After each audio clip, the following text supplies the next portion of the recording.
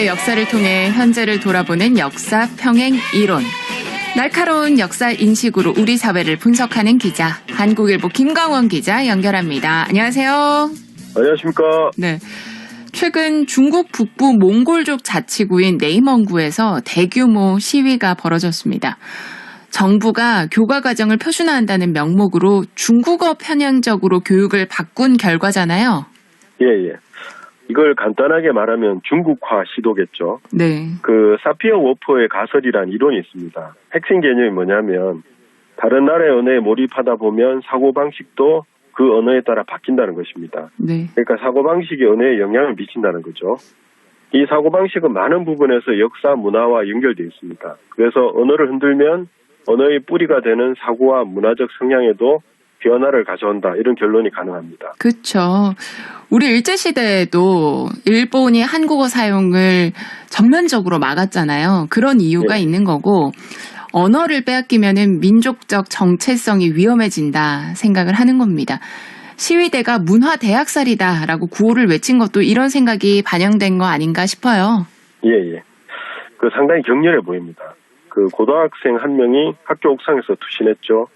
현지 인권단체에 따르면 2,300만 명 몽골족 중에서 80%가 불복종 운동에 동참하고 있습니다. 근데 이게 불안이 괜한 게 아닌 게요. 이전에도 중국은 신장 지역에서 중국어 강화 정책을 펼치면서 3년 전에 38%였던 초중학교의 중국어 비중을 대폭 높여서 이제 중국어가 거의 수업의 거의 대부분을 차지하고 있다고 알려졌습니다. 네. 단순히 교과 과정을 고치는 것이 아니니까 이렇게까지 격렬하게 시위를 하는 거겠죠. 하나의 중국이라는 모토를 실현시키는 건데 홍콩과 대만 그리고 몽골까지 갈등의 겉면은 조금씩 다릅니다만 근본적인 이유는 서로 공통 분모가 꽤 많다라는 생각이 들어요. 예, 그렇죠. 그들이 중국어로 전하고 싶은 것이 무엇일까 생각해보면 중화 혹은 지배층의 사상 그리고 이런 사상으로 갈 거 다듬은 역사와 사회관이다 이런 생각이 듭니다. 중국이라는 거대한 울타리 안에서 지배층 의도를 충직하게 따르는 백성을 만드는 것이 그들의 목적이 아닐까 이렇게 생각이 듭니다. 좀 구체성과 다양성을 결여하고요. 보여주고 싶은 것만 보여주는 역사가 대표적일 것입니다. 그렇죠. 최근 중국에서 줄기차게 생산하고 있는 국수주의 영화가 떠오르기도 하고 구체적인 부분에서 좀 중국 위주로 편향된 시각을 보일 때가 많죠. 그것과도 비슷한 맥락이겠죠? 예. 산업화 시대에 아는 것이 힘이란 말이 유행했잖아요. 네. 근데 요즘 모르는 게 있으면 바로 스마트폰 찾아보기 때문에 저런 말은 힘을 많이 잃었습니다. 그런데 아는 것보다 중요한 것이 무엇을 어떻게 아는가 하는 문제입니다. 권력과 힘을 가진 사람들은 아는 것의 종류와 폭을 제한하려고 노력을 합니다. 그래서 열심히 금수를 정하고요.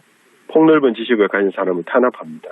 이게 권력의 속성입니다. 중국에서는 권력층이 그들이 원하지 않는 정보들이 흘러다닐까 봐 SNS를 통제하기도 하잖아요. 예. 근데 이게 예전에도 그랬습니다. 고려시대에 돌아가 보면 우리 고려 사신들이 송나라를 방문하면 책을 많이 샀습니다. 그런데 가져오면 안 되는 책이 있었습니다. 바로 역대 제왕의 통치술 관련 서적과 역사서였습니다. 고려 사신들 입장에서는 가져가지 말라고 하면 더 가져가고 싶잖아요. 네. 몰래 역사서를 모았습니다. 근데 이 소식을 소동파가 전해 들었습니다. 이분은 중국 대표 문장가죠. 적벽부를 썼고요. 근데 이 소식을 듣고 크게 화를 냈습니다. 그리고 임금에게 3번에 걸쳐서 글을 올려서 역사서를 주면 안 된다 이렇게 목소리를 높였습니다. 네. 근데 반면에 권장된 책들도 있었습니다. 뭐냐면 서경, 시경, 논어, 맹자 같은 경서였습니다. 그러니까 이들 책에는 도덕적 원칙과 중화 이상 정치의 청사진이 그려져 있죠. 소동파는 이제 현실적인 이야기를 모두 적고 중화의 도덕과 이상만 전달하고 싶었다 이렇게 볼 수 있습니다. 그들이 전하고 싶은 도덕과 이상이 딱 정해져 있는 거죠. 그렇죠. 저는 말씀을 들으니까 파리 증후군 생각나는데요. 프랑스 파리를 처음 방문한 외국인은 충격을 먹는다고 해야 될까요? 그들이 상상했던 것과 그러니까 환상을 가졌던 것과는 달리 좀 지저분하고 초라한 모습에 피해 망상이나 우울증까지 겪는 사례가 있다고 하잖아요. 일종의 적응 장애 이렇게 표현하기도 하는데 특히 일본인에게 많이 나타난다고 합니다. 네. 논어나 시경만 읽고 송나라에 갔던 고려인들 중에서 이 파리 증후군처럼 송나라 증후군 생긴 이들도 있었을 것 같다는 생각이 들어요. 저도 분명히 있었을 것 같습니다. 예. 어쨌든 중국이 선전하는 성인들의 삶과 사상은 동아시아의 보편적 지식으로 자리를 잡았습니다. 이 변방의 지식인들은 이 중국의 밝은 면에 매료돼서 중화를 숭배하기까지 했죠. 네. 그러면 중국이 주변국들을 통제하기가 얼마나 쉬웠겠습니까? 그쵸. 이럴 때는 권력 다툼, 이런 모사, 현실적 모습이 모두 가려진 상황에서 중화의 도덕으로 온 세계에 널리 덕을 베푼다. 이런 환상을 심어줬으니까 중국의 정책이 다들 우호적이었습니다. 그런데 가만히 들여다보면 중국 내부에도 이런 현상이 있었거든요. 네. 이 주동자가 주자입니다. 이분은 어린 학생들한테 역사서를 읽지 말라고 했습니다. 도덕 의지를 개발하기 전에 인간의 악행이 빼곡하게 들어찬 기록을 읽으면 교활해지고 타락한다 이런 생각이었습니다. 책을 읽는 순서를 정한 건데 언뜻 들으면 아이의 뭔가 도덕 의지나 품성 등을 교육할 때 그럴듯한 충고로 들리거든요.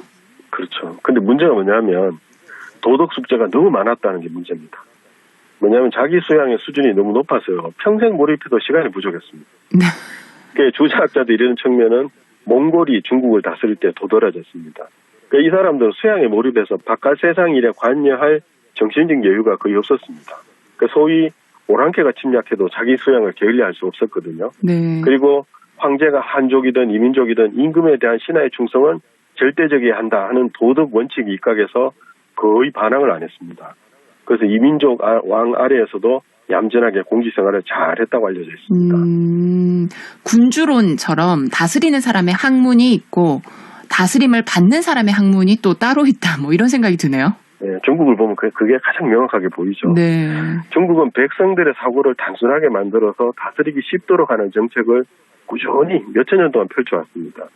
역사만 보더라도 필요한 역사만 취사 선택해서 강조하고 해석했거든요. 네. 그런데 이제는 이학, 우리나라에서 성리학이라 하고요.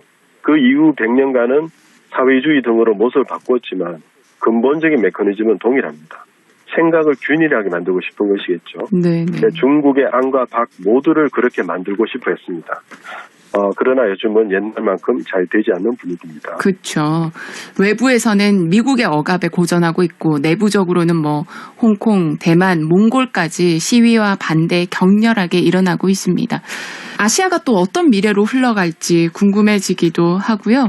오늘은 최근 중국 북부 몽골족 자치구인 네이멍구에서 대규모 시위 일어난 것, 중국 정부가 교과 과정을 중국어 편향적으로 바꾸려고 하는 의도와 겹쳐지는 여러 가지 역사들 말씀해 주셨습니다. 오늘도 고맙습니다. 예, 감사합니다.